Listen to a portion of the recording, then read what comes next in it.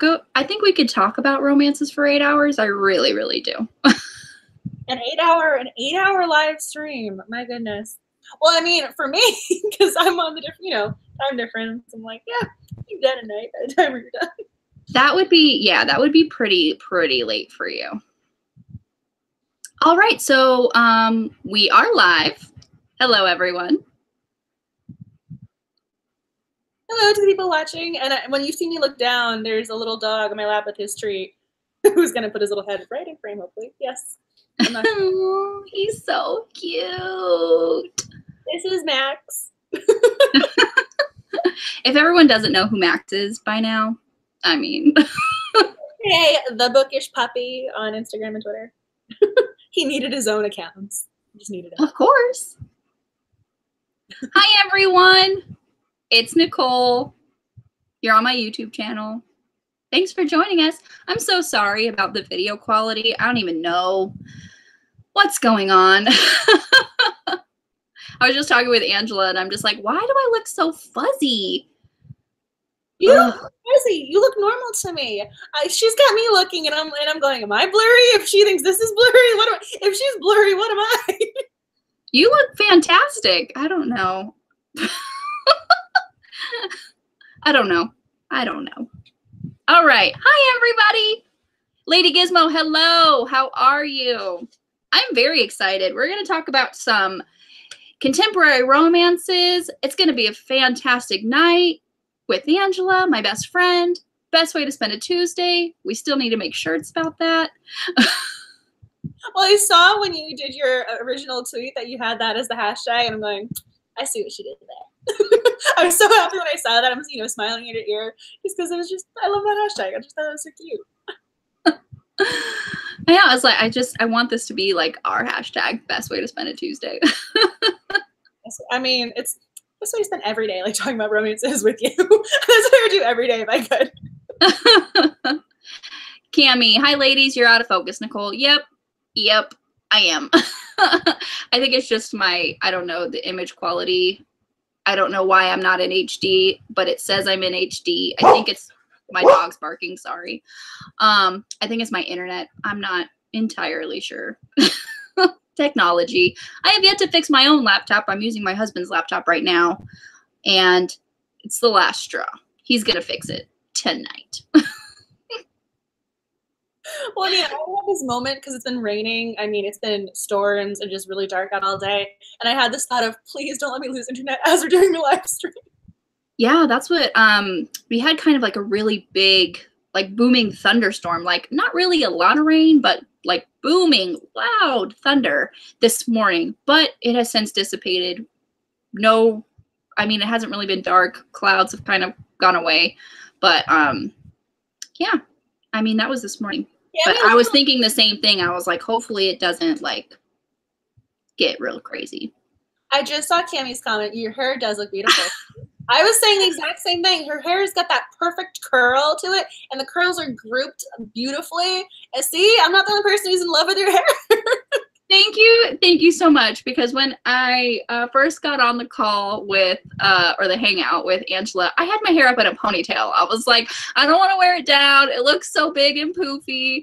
And then, she convinced me, wear it down. You're gorgeous. And I'm like, thanks. But I mean, okay. I mean, in the comments, why would you try and hide this beautiful hair in a ponytail? Ponytail is what you wear when you're going to the gym first thing in the morning when, like, you got no makeup on. You're just, chilling. You're hanging out.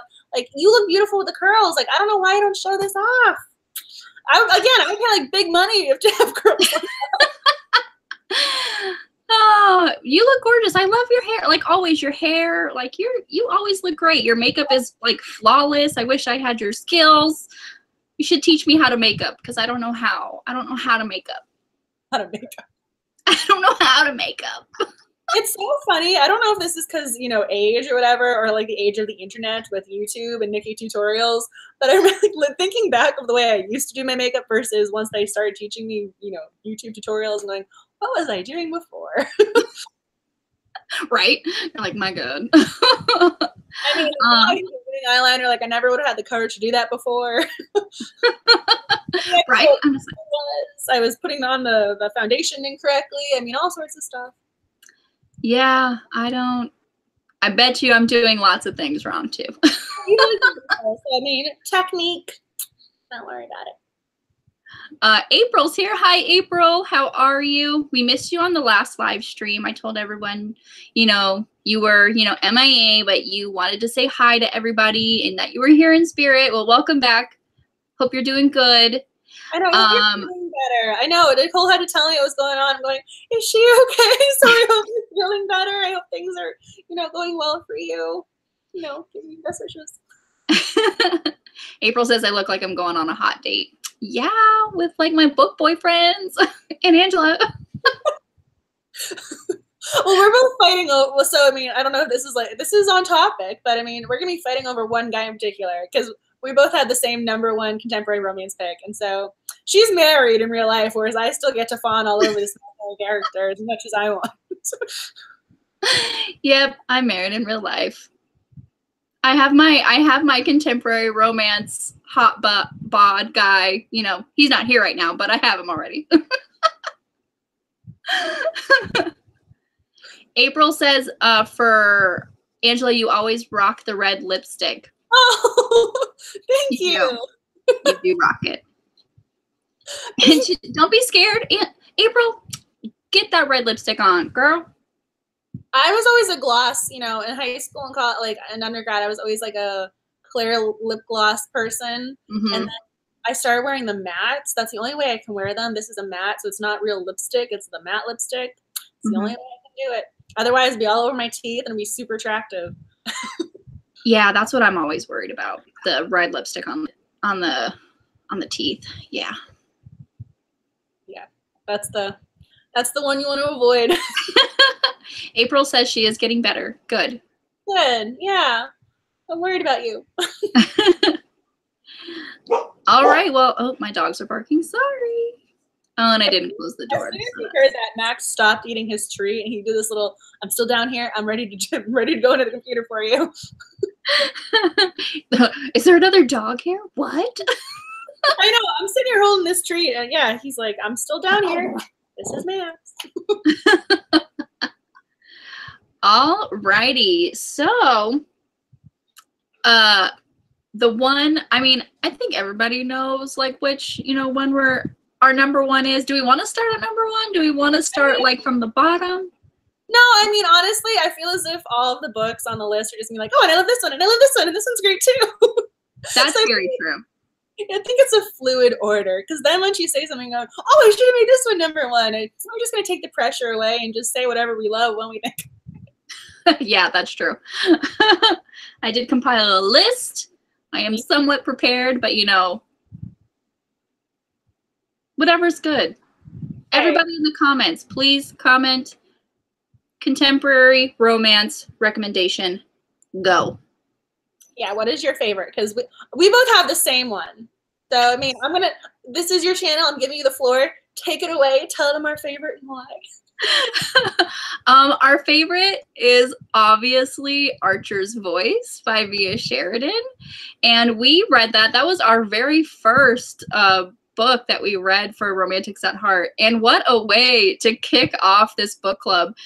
It was a fantastic read. I think we both gave it 5 stars. I think a lot of people gave it 5 stars. I mean, it was fantastic. It was, it really touched your heart. Archer Hale is like seriously book boyfriend material.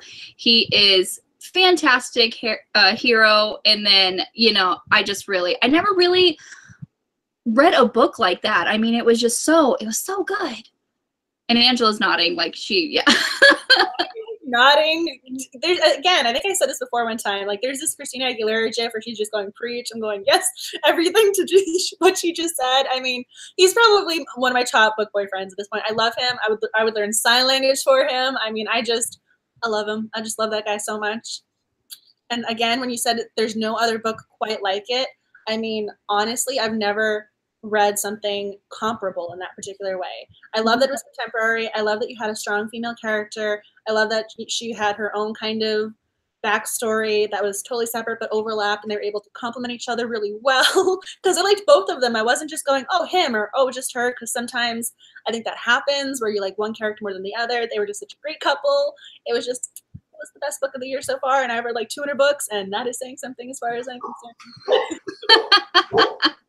Yeah, I know. I'm just like, when you read so many, so many books, and the genre is just so vast anyway. I mean, you kind of, when you read romance, you kind of like, oh, this book is, similar. I mean, it's not exact same, but you can definitely see, influences in the genre. Yeah. Yeah, but for this book, I was blown away. And I just could not believe, like, that was our first pick. Like, we started, like, so high. We set the bar so high for our first pick for this club, and it was I remember how I heard about it. I remember, because I remember when we had our 4 choices for people to vote on, or we were trying to choose the book, and I forget how I came across it, but I had this, I was like, I want to read this book. It's been on my list for a while. And then when we read it, I'm going, why did I not read this sooner? But I was so happy we read it together, so I don't even, regret it. I know. It was just like, it was meant to be, like, because I had never heard of it. And so it was like, you were just waiting for, like, this club to be, into being and for us to read it together. And it was just fantastic.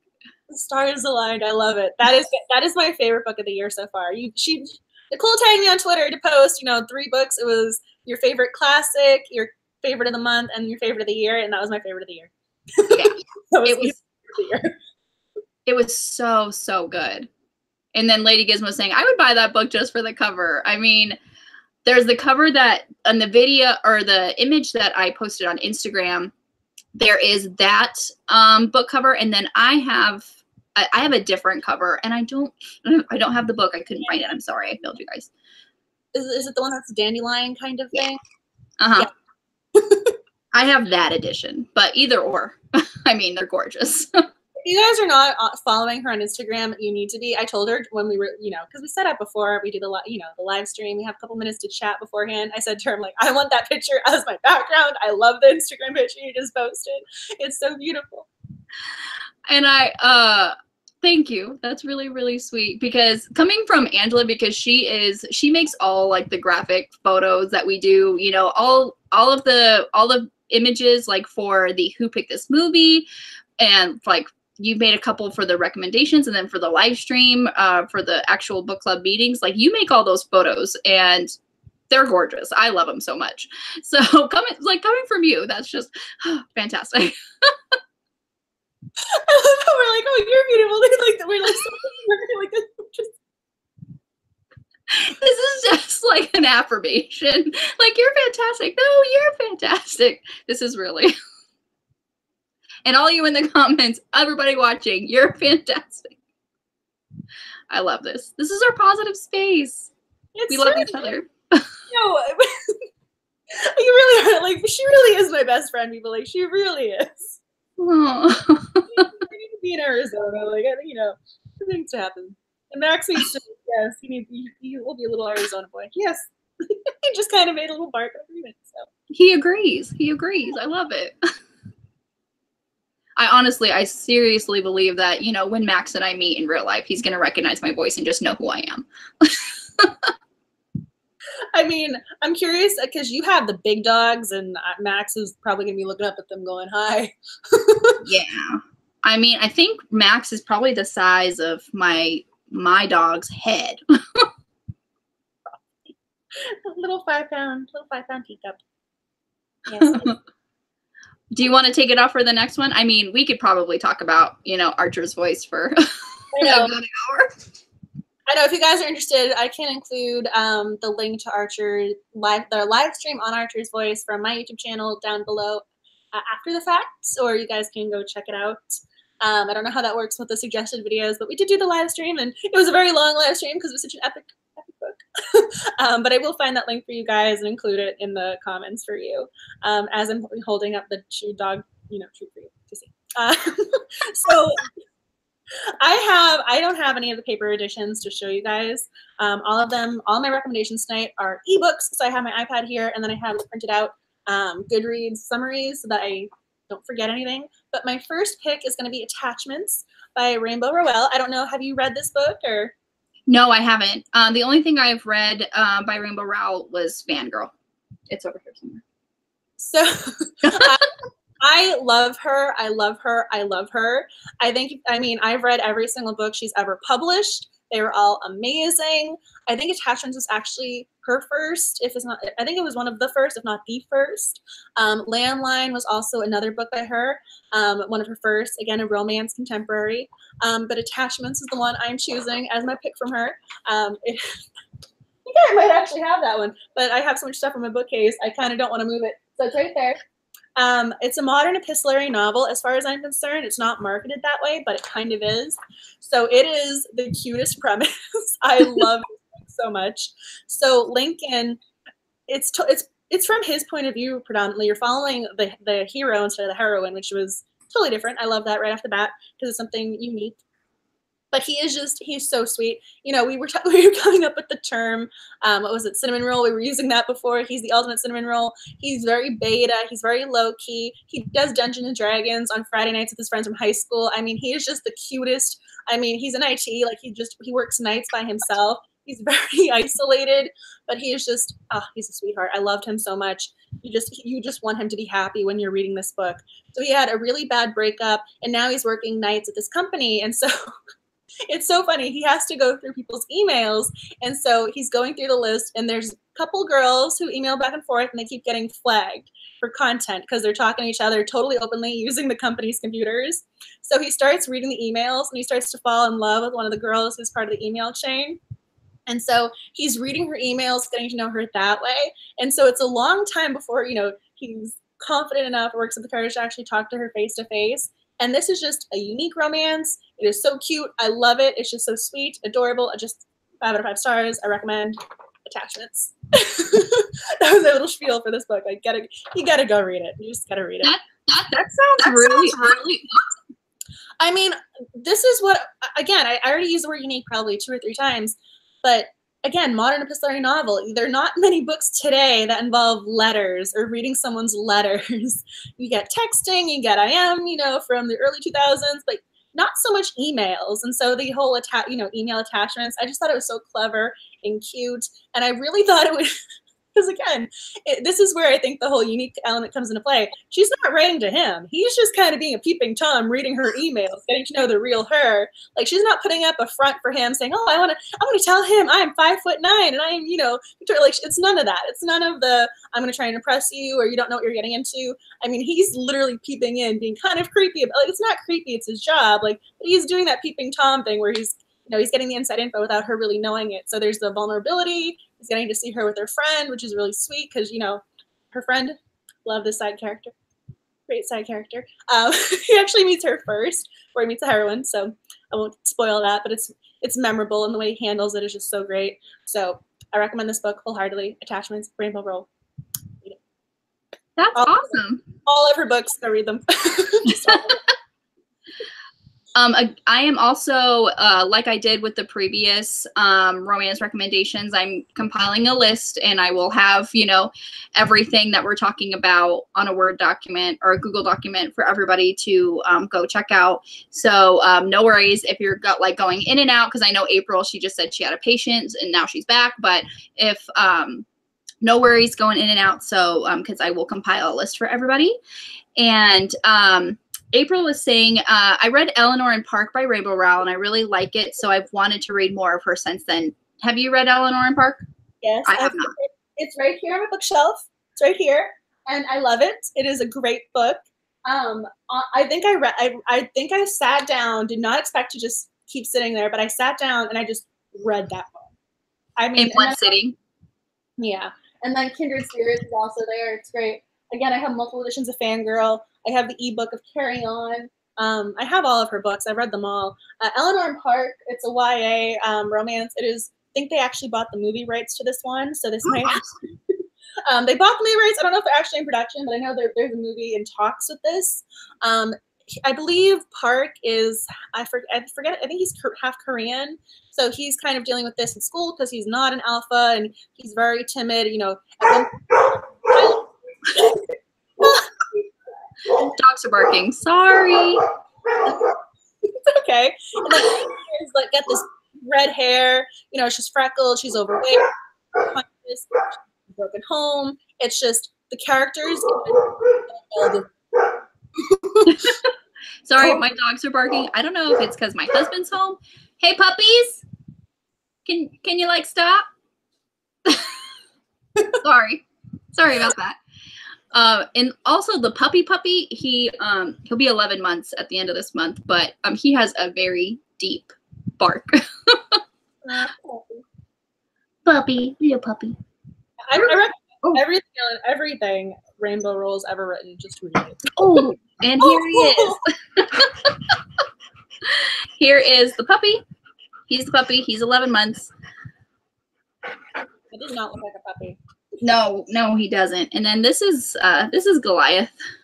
He's the one that got in trouble today. All right. So, okay. What is your pick? My next pick is, I have my list. I mean, I have all the books surrounding me, but I have my list. The next one that I'm gonna be talking about is Blue-Eyed Devil by Lisa Kleypas. And this is book number 2 in the Travis series. It is about the hero's name is Hardy Cates, and heroine's name is Haven. The Travises are just this really kind of wealthy, really renowned family. Everyone kind of knows who they are, and Hardy is, from the other side of the tracks. He's not really good for her, quote unquote, I should say. And this book, more than all the other ones, just really, really touched me. It was really because Haven is dealing with a past trauma, and she's trying to heal and grow. And everyone thinks that Hardy would kind of like exacerbate that because he's really tough. He's really, he was kind of like a scoundrel when he was a teenager. He was kind of not really violent, but he did, defend himself. He got into fights. So everyone thinks that Hardy will exacerbate her, post-traumatic stress. And really, he's the best thing for her. And I just really love how he fights for their relationship. He protects her, and he really stands up to her family saying, this is, I will protect her with my life. I love her. This is it, like spoiler alert, but I really love this book. It's a romantic novel. I love how you're like, spoiler. I'm like, yeah, the hero and heroine, the whole happily ever after. We're okay. They get together? What? But this whole series is actually really good. I didn't, the first one was okay. This second one blew me away. I think the first one I gave it like 3 stars. This second one, 5 stars. It was fantastic. I loved it so much. Lisa Kleypas is a romance goddess. She is amazing. Yes, she is. Read her books. What is it? Devil in Winter? Devil in Winter, that's the name of the one that we really liked. Yes, I love that one. Although that's not sorry, but just throwing that out there. that was a historical. Oh no, she's across genres, but no matter what she's writing, it's just worth reading. Oh, absolutely. Everything. I love that book. I haven't read that book in a long time, but I remember I loved it. I just remember the feeling reading that book of just being happy with it. Yeah. I don't remember the details specifically. I just remember reading it and being excited reading it. Yeah, I mean, sometimes I'll just pick it up and kind of like skim through it whenever I've read this book like fully, like read it probably about 3 times, but then I've skimmed read it probably like 10 times. I love it so much. Wow. Oh my goodness. 5+ stars for sure. Oh yeah, it was 5 stars. It was, I don't know. There's just something about Hardy. I mean, he is like, I'm like, I need a mint julep or something. I'd laugh. I'm sorry. I did not expect you to say that. Sorry. I didn't expect you to say that. I don't know. It was great. Fantastic. Read it. Oh my god, I'm glad this is being recorded. It was funny. I didn't expect you to say that. It was awesome. Yeah, it's pretty steamy too. I mean, Yeah, I mean, Lisa Kleypas, she does that kind of borderline, like, oh, is this PG-13? Is this going somewhere else? Like, how is this rated? yeah. Throwing that out there. Am I saying my next pick? Or are we? Yes, please.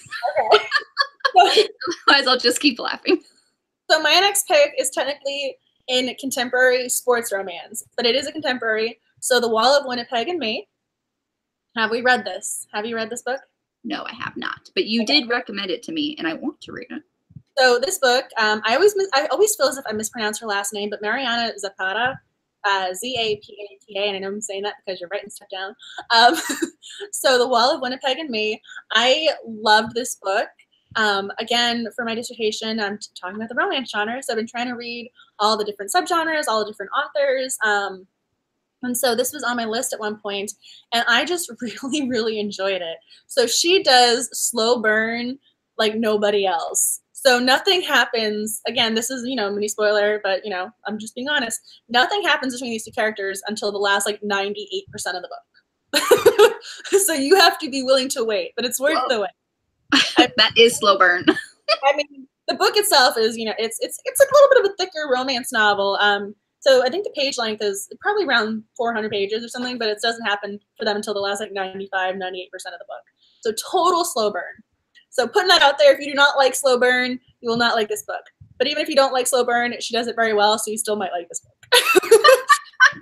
So my little caveat before I get into the, so we have Vanessa. She is technically everything. She's a personal assistant. She's a social media manager. She takes pictures.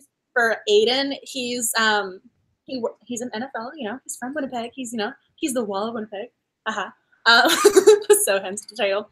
So she is his everything. She cleans his house. She acts as the maid, the personal assistant. I mean, she does everything for him. I mean, honestly, I don't know why he didn't have a staff of 10 people when you read the opening chapter, because she's making his bed, and at one point he sticks his head out and he goes, "Are these fresh sheets?" And she goes, "Oh yeah, I didn't put the mint out because they're out of stock, but yes, those are fresh sheets." Like, she changed his bed for him, she's doing laundry, she's posting on a social media page. I mean, she knows everything about him. Right hand, totally. He just doesn't really acknowledge her in any particular way, though. So he decides, when there's a visa issue, he decides that she needs to be his wife. She needs to marry him so he gets to stay in the States, because this is where his life is. He does not want to go back to Canada. It is basically proposed. Do you like the proposal of Sandra Bullock? I know that was on your list. Did that win? Oh, no, it didn't. Beauty and the Beast won. Okay. I saw the proposal. Oh, well, Winnipeg. So basically, if you like the proposal, the whole idea of having to stay married. And so he promises to pay off her student debts, and he promises that he will buy her a house. So he's kind of bribing her to stay with them. But the whole problem is that she quits her job, and she's mad at him because he doesn't stick up for her when the time calls for it in her mind. So she's actually really furious with him. So there's drama, there's angst. It's a great book. It's very well written. If you like slow burn, The Wall of Winnipeg and Me is for you. Nice. And I actually, I really liked the proposal. So that, I mean, you did recommend it to me before, but I really like the sound of that. So my favorite part about this book is, again, it's a slow burn. So she really focuses on the relationship development. And this is why I think this book resonates with so many people, is that it focuses on them as characters instead of them as a couple. And so she'll do nice moments. I don't want to spoil them, because when they come in the book, they're just so heartwarming. But I mean, he'll do something where he'll take time out of his day to actually go do something specifically just for her, and vice versa. Like, they'll take time to get to know the other person. And so it's so sweet. Your heart melts for them. You kind of got to love Aiden and Vanessa. You just kind of got to love them. That sounds so cute. I know. I'm so excited talking about these books. I'm going, oh, you got to read this one? You got to read this one? Of course. But yeah, it is a contemporary sports romance. So, I mean, there's not a lot of sports in it. Just putting that out there, but it's categorized as contemporary sports romance. You like contemporaries? That's why we're here. Puppy came to say hi again. I left the door open, so that's why they're, yes, hi. Are you out there causing a ruckus? Okay. Okay, go. Well, so I was actually going to make a book review video of The Wall of Winnipeg and Me, but now that I've talked about it over here, I don't have to. Okay, if you're gonna stay in here, you're gonna have to lay down or something. All right. So, my next pick is Forged in Steel by Maya Banks, and this is it's called the KGI series. This is book number 7 of 12. So sorry to do this to you, but the KGI stands for Kelly Group International, and like it says on the very top here, it says a super elite, top secret, family-run business, qualifications, high intelligence, rock hard body, military background. Mission, hostage/kidnap victim recovery, intelligence gathering, handling jobs the U.S. government can't. So that is this series in a nutshell. The Kelly Group, it's basically all of their employees. They're all getting their own story. And our main character, his name is Steele. Well, his last name is Steele, but they all call him Steele. And he is the leader of like one little like section. And he, his persona, he's really controlled, really icy, really like kind of standoffish until of course he meets, you know, our heroine, who is Marin. And he is just, I really, really liked him, like, because obviously you see these characters throughout the series, and I really, you know, really anticipating his book because he's just kind of a mystery. And you, like, when you finally get his book, you're just like, ooh, you get to, you know, peel back the layers and you get to discover what makes him tick and his, you know, real, you know, personality, and not just the what he puts off to other people. This is kind of an action-packed novel because of just the situation that it is, and really kind of keeps you on the edge of your seat. It's technically, you know, romance, like suspense, but it is contemporary, you know, nowadays. And it was so good. I gave this 5 out of 5 stars, I think. So really good. Really enjoyed it. I haven't read that book, but I remember her name. She was Never Seduce Scott. Yeah. Yes. Maya Banks is also another one that she kind of like crosses genre. She writes historical, she writes contemporary, she writes erotica. She writes it all. If you prefer a genre of romance, Maya Banks probably writes it. Like basic like this. Yes, absolutely. Oh, hi, puppy. It's like, I'm doing this. All of our puppies are coming to play, and I know. He basically handed me the treat, and now he's just deciding that he's going to walk around on top of me. So cute. I know, he's been on my lap for the last half hour, so I mean, I kind of got to give him credit. He's lasted that long. Am I doing my book rec? You are next. Okay. So my next one, I thought I had the printout, but I wasn't seeing it. So mine is Losing It by Cora Carmack. Have you read this? Yes. I love it so much. Your list? It's not on my list. Okay. So I actually this was one of my earlier book reviews on my channel, so I don't know how it stands up, but it was one of my earlier book reviews. I did one on this one because I really enjoyed reading it. It is just absolutely hysterical. Liz Edwards is, I mean, I think I said she was my spirit animal or something, because I just the way she is just so offbeat and so awkward and so entertaining. This book, I mean, for me, the heroine just made this story. I mean, yes, we have a swoon-worthy hero. He's British. He is her theater professor. He's awesome. But Bliss Edwards, she is just, oh my goodness. She is the most awkward character I've ever read, but I love that about her. So basically, she decides to have, the whole title is Losing It. So she's a virgin. She's like, okay, I don't want to be a virgin anymore. But then she decides to have the one-night stand with her theater professor, which she does not have. Again, that's probably why I like this book, because I just, whatever. I don't want to go down that rabbit hole. But she does not actually go through with it. But the way she doesn't go about it, she decides she needs to buy a cat to make up this lie. So she actually goes through and buys the cat. I mean, she's just the most awkward human being. But so she leaves this guy stranded. She's just, she's walking around totally in her own head. And then the next day, it's fine, He's your substitute theater professor. So after that awkward one night debacle, the next day she walks in and she's like, did not expect to see this guy again. And drama unfolds as you're laughing because you're remembering the story as I'm talking about it. I love this book so much. She is so funny because she's like, I am going, like the title, I'm going to lose it. I'm not going to be a virgin anymore. And she picks this guy. And, you know, he's all. I mean, he's awesome. He's in a bar reading Shakespeare. I mean, when you want a trope, like that is the ultimate trope. He's sitting in a bar reading Shakespeare. I mean, how much more romance novel hero could you get? I mean, it's just fantastic. And then, she decides like she doesn't want to go through with it. And she's like, oh, I need to go get my cat. And like, she doesn't really have a cat. So to make the lie complete, she goes and gets a cat that actually hates her. And so the cat actually likes him more than it likes her. But I mean, it's just this whole big thing with this cat because it's just this, it does not like her. But she decides to make the lie true. She decides to get a cat. I mean, again, I don't know how her brain works, but at the same time, I relate to her totally. It was so funny. I remember reading that book and I was just, there wasn't a part where you don't laugh out loud. It's hilarious.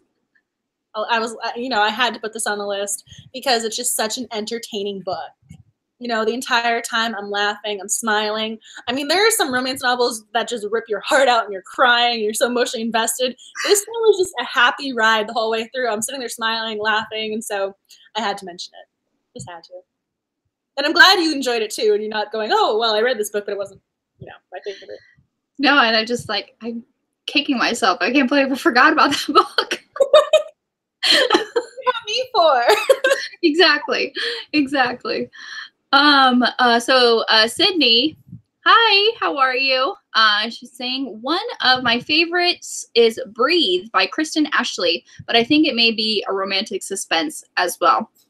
That's awesome. I mean, this is, it says on the side here, this is considered a romantic suspense, but I know, I just named 3 different ones. I did a coming of age romance or, contemporary one. Then I did my sports romance. Now I did my rom-com.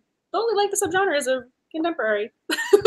Yeah, so Breathe by Kristen Ashley. I'm going to put it on the list. I will look it up on Goodreads. And Romance Queen of BookTube. Hi, how are you? She says, I like the Wyoming Men series by Diana Palmer. That name sounds so familiar. I don't think I've read anything by her, but that name sounds familiar. I think I bought the book, but I haven't read it yet. But I think I have that. I think I have that series, but I don't think I've read it. Now I have to though. And I know. Kristen Ashley has written 40 or 60 books. So I've read I think 5 or 6 of them. So that is one of the ones that I have not read by her because there's quite a few by her I have not read. But I read Motorcycle Man, Motorcycle Men, whichever, if it was man or men, I can't remember. And then I liked The Golden Dynasty. I liked that one by her, but that one was not a contemporary. That one was a fantasy. Oh, nice. If anybody else that's watching has contemporary romance that one of their favorites, please comment. I'd like to include it on the list and talk about it if we have read it. The next, I kind of did 3 because the first 3, it's a series. So it's Chasing Perfect, and then Almost Perfect, and then Finding Perfect. These are books 1, 2, and 3 of the Fool's Gold series by Susan Mallory. It's like out of 20 books. So the first 3, this series just seems like it's just going to go on and on. But the premise of this series is that Fool's Gold is actually a town in California, and it's mostly populated by women. They have what's called a male shortage. So the mayor and I don't think Charity is the mayor, but she is she's one of a business owner in this town, and she's friends with the mayor, and they come up with this idea to try to get men to come to Fool's Gold. So because they have eligible bachelorettes to marry off. So it's kind of like a Bachelorette, Bachelor, you know, that TV show. It's kind of like that. I know that TV show very, very well. So, and I mean, the Susan Mallory, how she writes, she's super witty, very humorous. Honestly, like, it's so cute. This whole series is just cute. And it's going, I mean, it's obviously 20 books. She has to be doing something right. But yeah, I just thought that was just hilarious. Like, seriously, these women. So funny. I'm so glad you referenced the series because, again, kind of for you, losing it was what that one is to me, where I'm going, oh yes, I love these. Yes. I think I've only read the first 5 or 6 though. I have the, I mean, that is a substantial series. It is. I think I've read into the teens, but yeah, it's, I mean, and it keeps going. I mean, she has plans to, you know, I think she releases 3 at a time. Like, there's like a 3-month period in the year where she releases boom, boom, boom. Like, you know, like April, May, June, or, you know, something like that. She releases, I mean, 3 a year out of this series. So she's just churning out the books at this point. Oh, I mean, she's one of those prolific romance writers where you're going, how are you doing this? Exactly. How are you pushing out so much content? My gosh. I know is your life. The dog is looking up at me from the floor, so if you see me looking down, I'm looking down at my dog. Oh. I'm like, hello, puppy. How are you doing? I still call him a puppy, even though he's, you know, 5 years old. He's the eternal puppy. He's your baby. He's your puppy. He's my little baby. He's my little boy. Yes, you are. As I do my little baby talking to him. I forgot about that series though. I mean, Susan Mallory is a big name in romance though, so you kind of gotta give her some credit. My next one, you guys know, if you've seen any of her live streams, you know how I feel about Shay Savage. You know I love her. You know I recommend this woman. I'm always recommending something from her. Win Some, Lose Some is a young adult.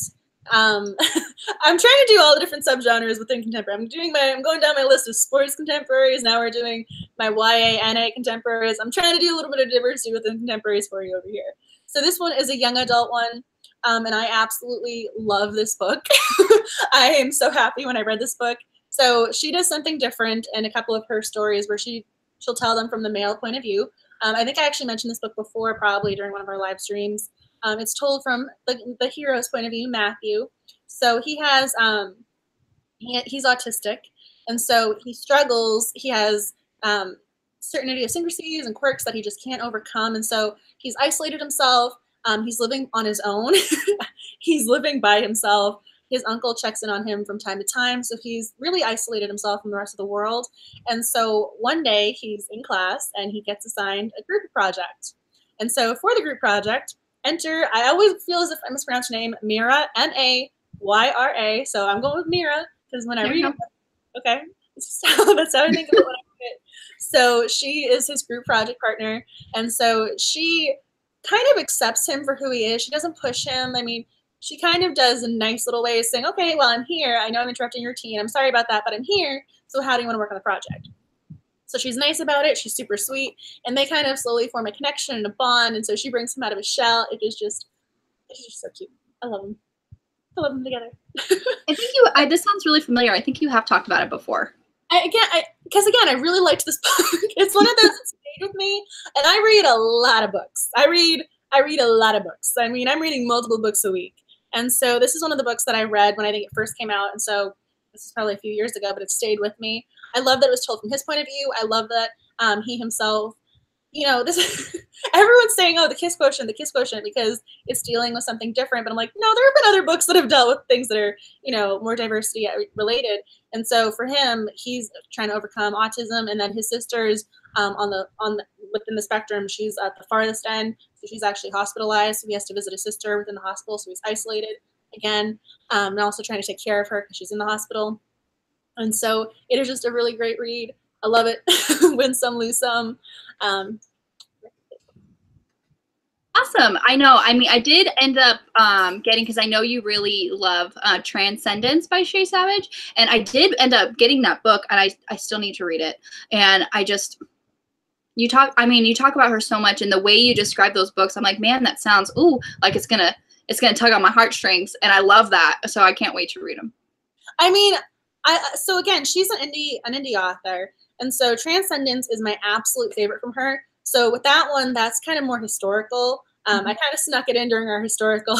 Yes. The character, she gets transported back in time, so kind of Outlander-ish, where, you know, it starts off in the modern, I mean, Outlander's 1940s, but, you know, you get sent back to historical. So that's how I kind of worked it in there. But When Some Lose Some is one of her contemporaries. I liked Declan, which is another one of her contemporaries. I read Outnumbered, which just came out from her. But these are my top two from her.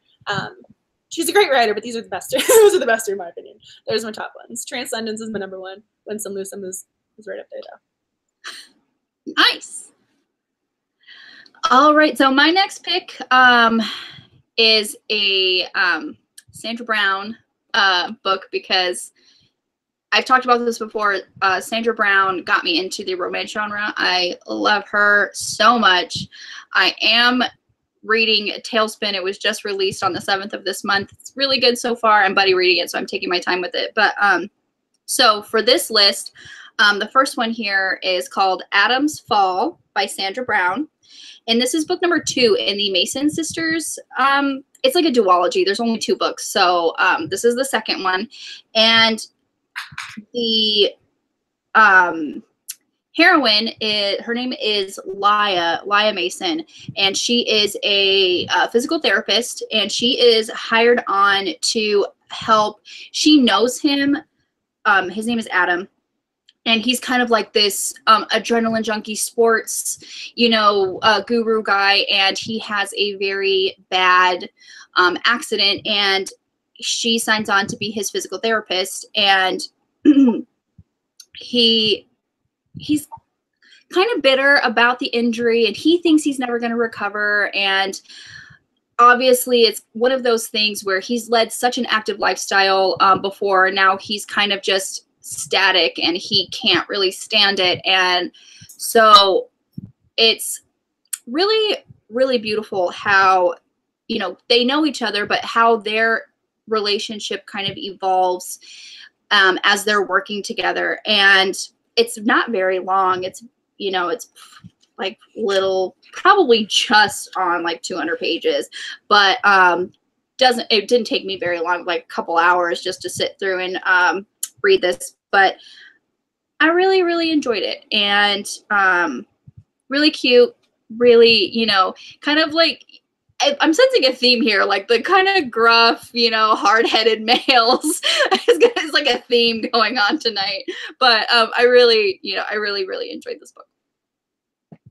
I know. I think I'm supposed to read that because you use a different social media app for the buddy read, and I keep forgetting to go on it for the Sandra Brown one.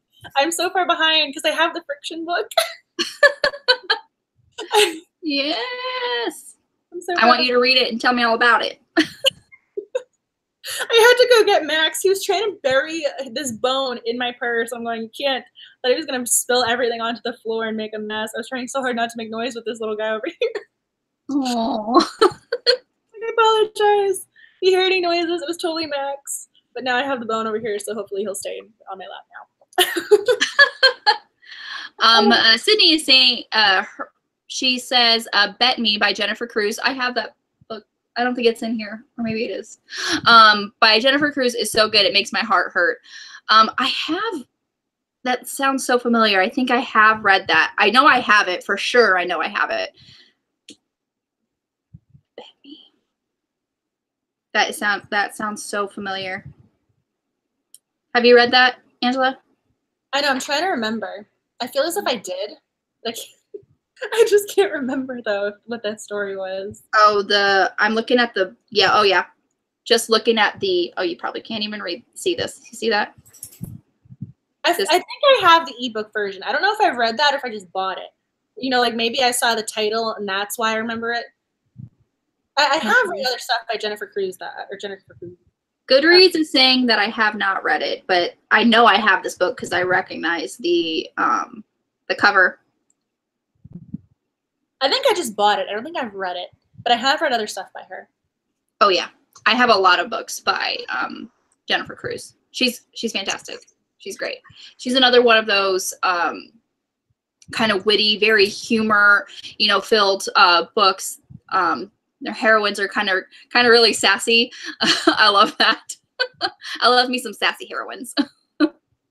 Oh, yes. I think we're the same in that regard. Yes. Romance Queen of BookTube, Lori Foster, Buckhorn Beginnings, and Raina Morgan, Men of Haven series. Okay, so they're two separate. Buckhorn Beginnings by Lori Foster, and then Men of Haven series by Raina Morgan. I know Lori Foster. I have not read any of those books.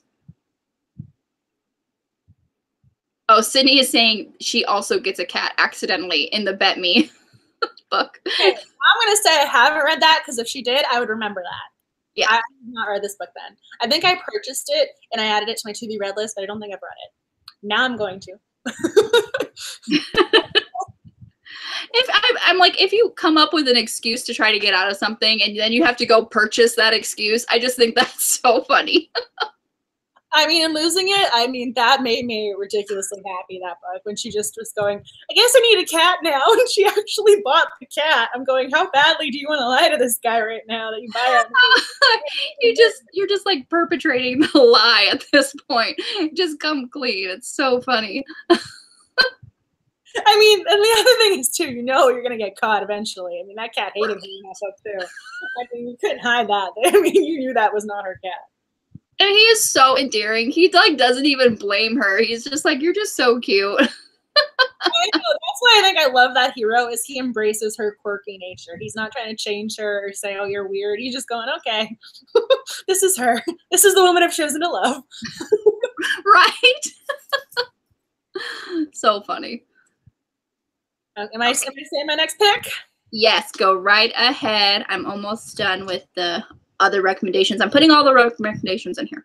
I'm getting it. Again, I'm trying to choose something within all the different tropes and everything else. So my next one is again different. It is Say You Want Me by Corinne Michaels. Have you read this? No, I have not. Okay, so this book broke my heart. Like, this is, again, you want different books for different things. This will make you cry. You'll get invested. You're just gonna be emotionally involved with this book. So, I mean, I was crying at the end. I'm not going to tell you why, but I was crying. So this is a second chance romance. There's also a little bit of tearjerker elements in this. So we have Angie Benton, and again, I don't like her just because her name's Angie. So she is kind of a professional. I forget from which city, but she's kind of more of a city girl. And so this is part of a series. I'm choosing the second book in the series to highlight because this one was my favorite. So this one is part of the Return to Me series. So she goes to a wedding and she meets Wyatt Huntington, and they have a one-night liaison, shall we go with, to be polite. So they have a one night together, and she gets accidentally pregnant. And so she decides she has to tell him. So they decide she's going to uproot her life, and she's going to live, they're going to cohabitate together and raise this baby. But so she's pregnant. They're trying to learn to get along with one another. And so she thinks he left her that morning, the morning after. So she thinks he didn't want her. And at the same time, he's thinking something else entirely. So there's a miscommunication element here. But they're trying to figure out what to do about the pregnancy.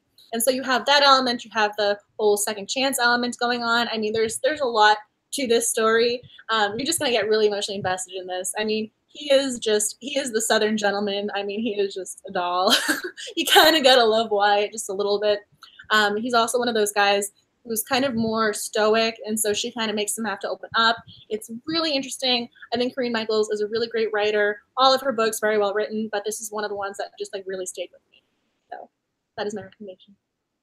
That sounds awesome. I'm all for the accidental pregnancy. I love that trope. I love it so much. I mean, my thing is too, so they have the one night stand, but it's not as if they do this all the time. It's not as if, I mean, here's the other thing too.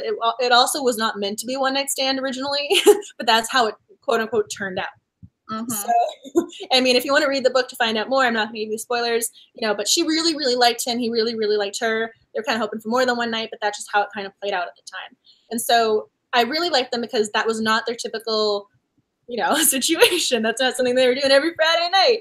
And so they were just really drawn to each other. And then the pregnancy actually brought them back together. So I kind of like that you know the baby was the one that got them there. Because without that, you don't know if they would have reconnected. And they're meant to. It's a romance novel. They're meant to reconnect. Meant to be together. The one true pairing. But I mean, there's also kind of an emotional roller coaster within this book. I'm not going to tell you that, spoiler free over here, but you will get emotionally invested. You will, and then you will cry. I did. I was bawling. I was bawling my eyes. Wear waterproof mascara, if not no mascara at all.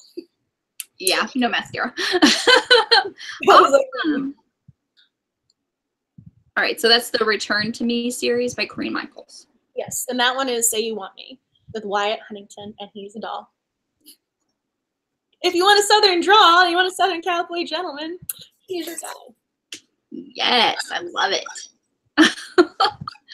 So my next recommendation is another Sandra Brown, and that's surprised. No, what, Sandra Brown? I never would have known you liked her. Never. It's brand new information. So this one is called Eloquent Silence, and I just really love this cover. Is that what you just said? I like that cover.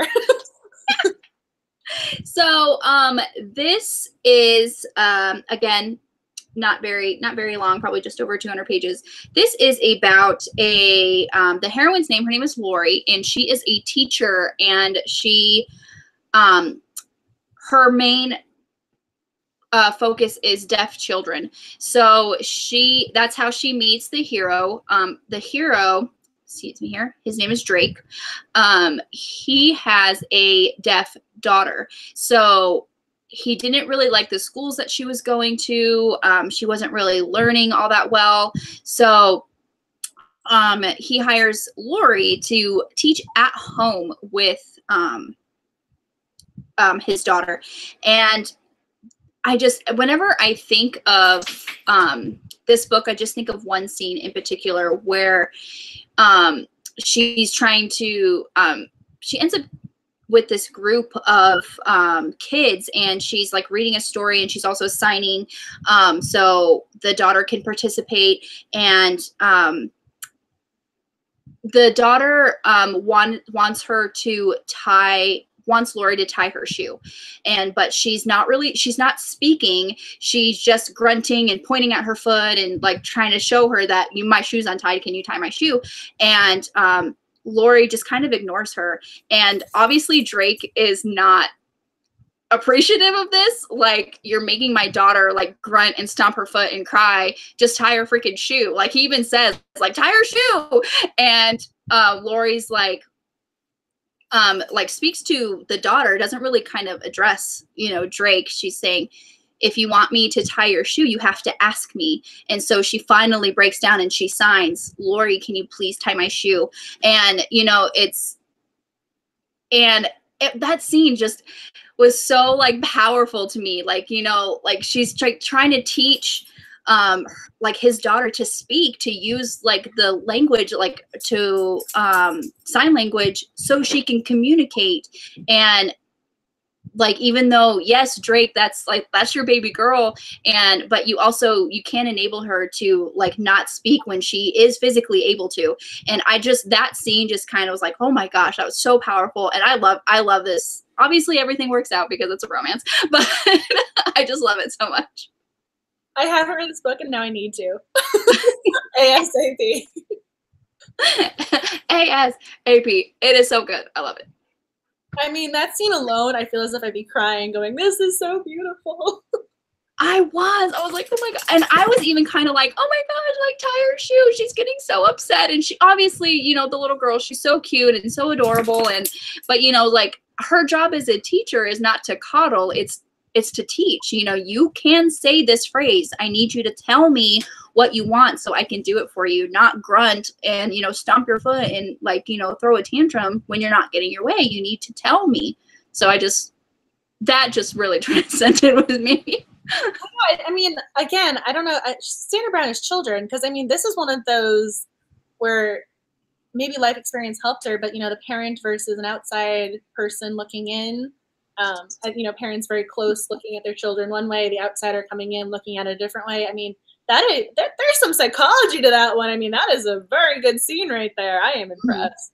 And like even Lori, when the daughter finally, just says like, Lori, can you please tie my shoe? And that's when she stops what she's doing and she ties her shoe for her because she asked like in the way that she could. She looks over the daughter's head to Drake and she's like, don't ever interfere with my teaching again. And I'm like, oh,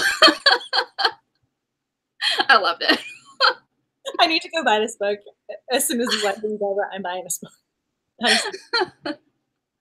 So good. So good. Meanwhile, I'm trying to figure out how to explain the next book because this is one of those spoilers. It's really hard to describe.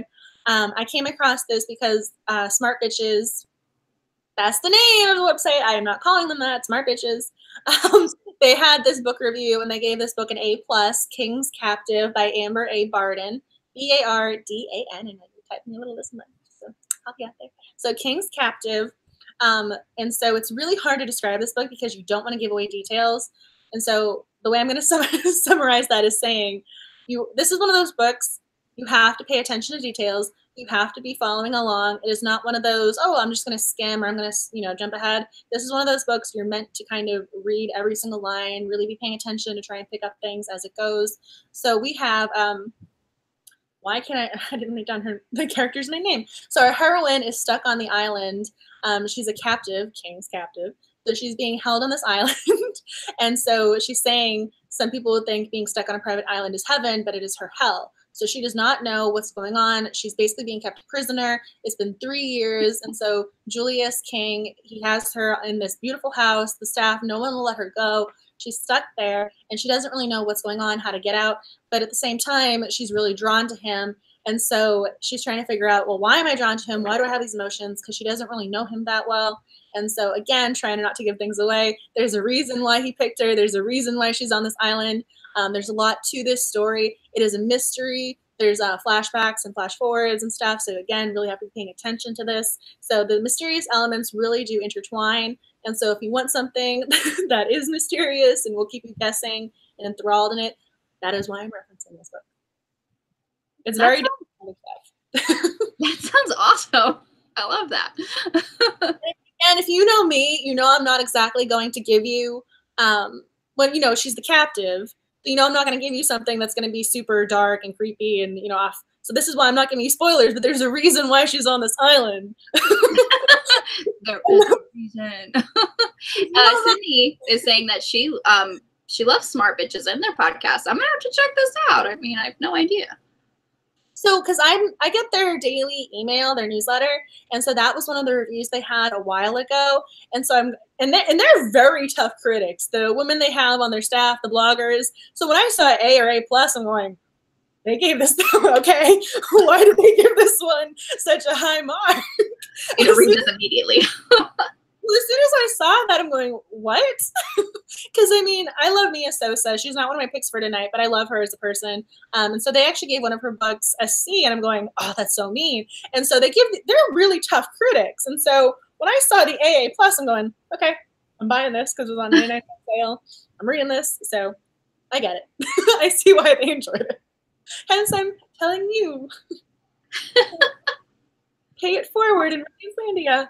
That's awesome. I just found it on Goodreads, so I'm marking it like want to read ASAP. This is what I mean. I'm trying to choose different books for different purposes. This is one of those you need to pay attention to details because things will come back around and you'll notice things. It was one of those, as soon as I finished, I had to go back and going, okay, how did this play out? How did this happen? It was one of those, as soon as I was done, I had to go back and reread it from the start to finish again, and then I noticed all the details. So it was one of those, okay, I read this once, now I'm going back to go figure out what I missed the first time. It was like Inception. You didn't catch something the first time, you're going to go watch the movie again. It's kind of one of those moments. I love that, though, because then when you can reread a book and pick up new things, it's like, that's awesome. I really like that. Because it has the flashbacks, then you're in there, she's trying to figure out what's going on, then you're trying to figure out this new character. It's interesting. It's very well written in regards to the details. And he's like, I do too. I like it too. I'm like, my God, he like hit one of the unicorns as he was like shaking. I was like, whoa. I'm kind of looking down because Max kept nudging the bone on my leg. So if you guys see, he's still down here. I don't know if you can see him. He's right there. Oh. He's a cutie pie. He's my baby. Sydney agrees with you, saying like they are very tough, the smart bitches. That's the thing. As soon as I saw the A rating, I'm going, what? Why does this book have an A rating? I mean, because you never see that. Usually books that they like get a B, B plus, B minus. Like it's somewhere in the B range. It's one of those, we're gonna get a grade. Like you're not a C, like you're above a C, but you're also not perfect. And so as soon as I saw the A, I'm going, what? Hold up. I was scrolling through the newsletter and I just stopped. Like, what is this magical book? I'm going, how did this get an A? And then I read it and I go, okay. I get it. Got it. And then we're agreeing that it's not just in my head that they're tough raters. When they rate their books, they're not exactly lenient. They hold their writers accountable. They're not pulling their punches. No, they don't. And so it's one of those, if you want to publish a romance novel, you kind of got to be prepared for them to either tell you they love it or they hate it. You got to be ready for the smart bitches crowd. All right. So my next one are actually two, and I don't have the physical copy. This is actually ebooks that I got. But first one is called First Ink. Second one is called Shattered Ink by Laura Wright. Books 1 and 2 of the Wicked Ink series. And these first two books are about the same couple, Rush and Addison. And honestly, I mean, from the title, you can tell he's a tattoo artist.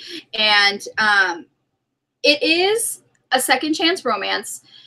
She left him, and then, she's the one, that comes back. I really think that it's kind of darkish. I wouldn't say, I mean, I've read darker, but there is some dark, aspects to this book series. But what I like about this book series is that books, it's mainly about these two friends, Addison, and then she has a friend. So, and for the life of me, I can't remember her name right now. But so the first two books are about Rush and Addison. The second two books are about her friend and her love interest. So you get really a lot, of like their story and how they're living their happily ever after. That's one of the really big things that I really like about some romances, that, when you continue on with series and you're referred back to older couples that you've read about in previous books and how they're doing in their happily ever after. I love that. So and I really enjoyed this book. It was a pretty fast read, but Addison, she, yes, she's the one that left, but she owns up to her mistake. She wants him back, and she's not, I mean, she's so nice. You don't really think that, Addison would be with a particular man like Rush, because he's a tattoo artist. He's very jaded. He's very, gruff exterior. Like I said, there's kind of a theme going on tonight with the gruff, jaded men. I'm learning about your type of heroes that you're really like over here. This is a psyche, insight into your psyche over there. That's so funny. I gave the second book a bigger star rating. I think I ended up giving Shattered Ink 5 stars and First Ink 4 stars. But I really enjoyed these first two in particular. Addison and Rush are just so cute together. They are so cute. He she kind of like tames him, and I love that. Brings out his inner cinnamon roll. I love that. He brings out his inner cinnamon roll. Bring out his inner cinnamon roll. And then you have to be friends with the person who understands that saying. Yes. So, yeah, Rush, he thinks he's living the high life. He's a very renowned tattoo artist. He has, a lot of money. He's, he has, you know, the first line in the description of this book is just like, rushed, women in his bed, celebs and rockers in his chair, and a killer bank account at his disposal. Life is pretty freaking swell. So I was like, obviously he thinks he's living the high life, but, you know, in walks Addison, and he remembers, you know, their time together, and he, like, it even says, like, she haunts him. So it's kind of like, okay, your life isn't so perfect, but Aw, she haunts him. yeah, I was like, I want to haunt somebody. Does the husband know you feel that way? I'm pretty sure I haunt him. Yeah, fix my laptop. Fix my laptop. Go to the grocery store. It's probably not the haunting. Oh, it's so funny. But those are my next, technically 2 picks. Oh, did you First get Ink, Shattered Ink by Laura Wright. I recently read she has a paranormal vampire series that I loved, even though I'm not talking about paranormal, sorry, but Oh, I had to leave my shifters behind for tonight. I'm sorry. But I guess she's another one of those authors that can just cross genres, and she's fantastic. I don't know what this little guy is doing. He's right here. So you may or may not be hearing growling in a second. Ooh, he's gonna growl? He's got his bone. So we'll see what happens. So I was working my way down all the subgenre lists. And so this one is a sexy book. So we have Perfect by Dani Wyatt. Dani, D-A-N-I, Wyatt, you know, spelled regularly. So this one's a sexy book. But it's almost like a slow burn sexy. So we have, and again, if you guys know me, you know I like the sweet, you know, I like the sweet characters. I really like sweet characters. So we have 2 very innocent, our heroine and hero, both innocent, both each other's, I think, first kisses. I mean, that's, you know, I love those characters. I love how, you know, you fall in love and, you know, it makes it last. So we have Talia, who is homeschooled. Her parents totally off the grid. Her father's a little bit of a crazy, there's something peculiar about him. And so he's making his family move around a lot. She's homeschooled. She does not have access to the internet, no cell phone, no nothing. So basically she's just reliant on her parents. And so so for the very first time in her life, she ends up going to high school. And so she's invited over to this party. And at the party, she meets Griffin. And she actually gets invited to the party as a joke. So they make fun of her. Apparently she's a size 16, and they write that on her shirt and lipstick. So she gets bullied at the party. And so Griffin finds her sitting on the curb crying. Oh my gosh. She called her father, and, you know, the father's going to come and get her and be all upset. So she knows that's coming. So she's all upset, and he finds her, and he decides to make her laugh. So he's trying to, he's a college football player. And so in order to make her laugh, he decides he's going to show her that he was a ballerina when he was a child. So he does pirouettes, and he's doing all these like weird ballerina moves to try and make her happy, smile. And there's just this mental image of this 6'4", you know, 200+ pound guy who's an NFL type style football player doing ballerina moves that just stays with you, but he makes her smile. And so he's actually leaving the following day because he signed up for a commitment. So he's actually going to be in Germany doing tech work, but he wants to stay in touch with her. And so he gives her his email address saying, please email me. And so after a month, when her father is actually in jail and she can get access, again, he's a little crazy. So once the father's in jail and she finally gets access to a computer and internet, she emails him, and that is how they stay in touch and their romance blooms. The whole, like, the first 60% of the book is correspondence via email, and it's really sweet because I love that. He sees her, he's immediately drawn to her, and he just wants her to be happy, even if he's not there. He wants to make sure she's okay. It's just kind of gonna love that in a guy. You're just kind of gonna love it in him. That is so cute. I'm seriously, I'm gonna read this tomorrow because I really love, like, you know, like I really hate calling it this though, like the big women romances. I don't really like calling it that, but I love the stories, you know, and that just sounds so cute. Like, I'm just picturing like her, you know, or him like Griffin like trying to cheer her up and like doing like the ballet moves. I'm picturing that, and oh my gosh, like cinnamon roll material. I'm telling you right now. I mean, again, you know, when I was going down the list, I called it a sexy book. You know, they're the erotic, like, I mean, you know what I'm getting at. I don't have to go and say it. But I mean, it's a very sweet, it doesn't happen until at least like 70, 80% of the book. So again, more of a slow burn. But I thought it was so cute that he wants to make her happy. I thought it was so sweet that, you know, here's this guy, he's willing to make himself look like an idiot, just to make, you know, make her crack a smile. And I just really appreciated that in his character. And then he actually, again, this is not spoiler, but I'm just telling you. I don't think this is a spoiler. He decides to write her an email every day that they're apart. So every day he's writing her an email, but he has nowhere to send it because she hasn't emailed him yet. So he's keeping this folder of all of his thoughts to her because he's documenting. He doesn't want to, you know, forget her. He doesn't want her to think he doesn't care about her. So he's writing her an email every day that they're separated. I'm going, this is the cutest thing ever. He's writing her love notes even though he has nowhere to send them. I just thought that was like, I love it. That is the cutest thing I've ever heard. I mean, that is so cute. It's one of those, you know, insta-love, sugary, sweet stories. I mean, if that's not what you're into, that's not what you're into. But if that is something you want, it is just, this is for you. Like, this is your book. Oh my gosh. That is so cute. I can't even right now. That is so cute. Oh my God. Oh, my heart is like fluttering, like just hearing you talk about it. I'm like, oh my gosh, so cute. I'm glad you liked that recommendation. Because again, I was trying to do all the different subgenres and going, okay, so what goes with this one? What goes with that one? And again, I like how innocent these are as characters. She plays the ukulele. I mean, she is a doll. And when you said, I mean, the big, beautiful woman, I mean, she even makes a comment in her emails and he goes, don't you dare lose a pound. I'm going, I like you, Griffin. I love that. Yes. Yes. I know you're a fictional character, but thank you. But you're an amazing fictional character. Oh my gosh, that's awesome. We have another comment. Hugo. Hola. Hi. How are you? If you're still hanging around.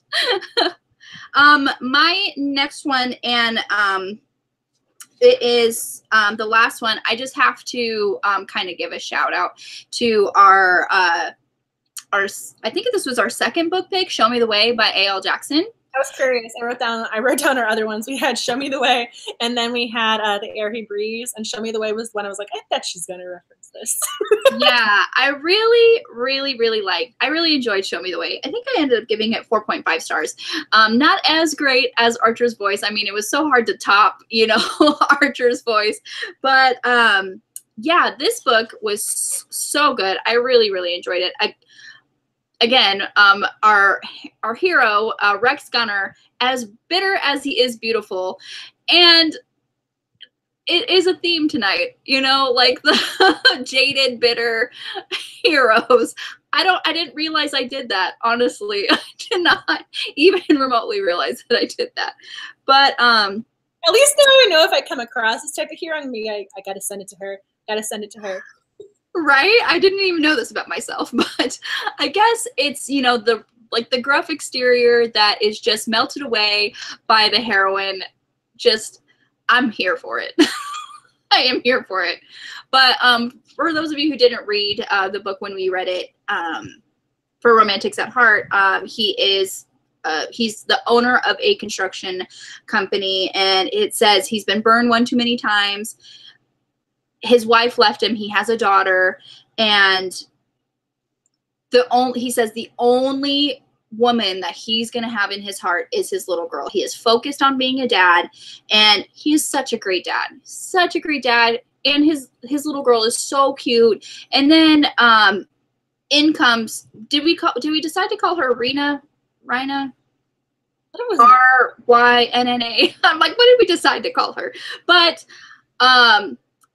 she swore she would never come back to this town. I mean, she was just, you know, traumatized as a teenager. There was this scandal that happened when she was in high school. She swore she's never coming back. But her grandmother died, and so she did come back, and there's a diner that was left in her name, and of course, she is Rex's neighbor, and that's how they meet, and just things ensue, and we find out things that just blow your mind. I mean, my mind was blown. I mean, it's like a part mystery. Why did she leave? You got to figure out there's more to it than just the romance. Yes, and that's what I kind of really loved about it. I mean, you have the romance, you have the intrigue, why, what happened to this girl to make her like never want to come back to this town, even though she loves her grandmother so much. And it's like, what made her never want to come back?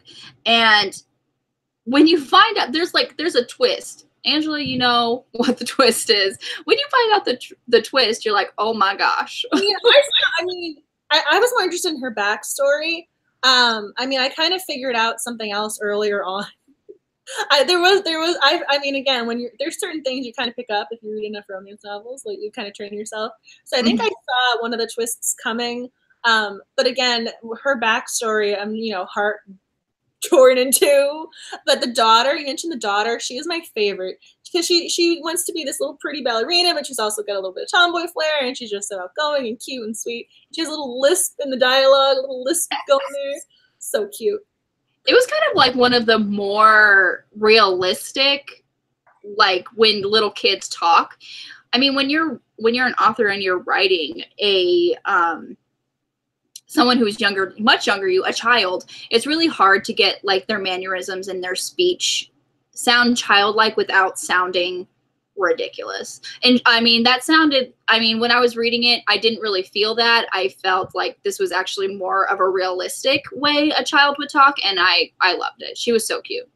There was one book I read where the child, I'm pretty sure, was smarter than the main characters, and I'm going, no 7-year-old knows whatever the word was. It was one of those SAT vocab words where you're going, a 7-year-old does not know this. Right, exactly.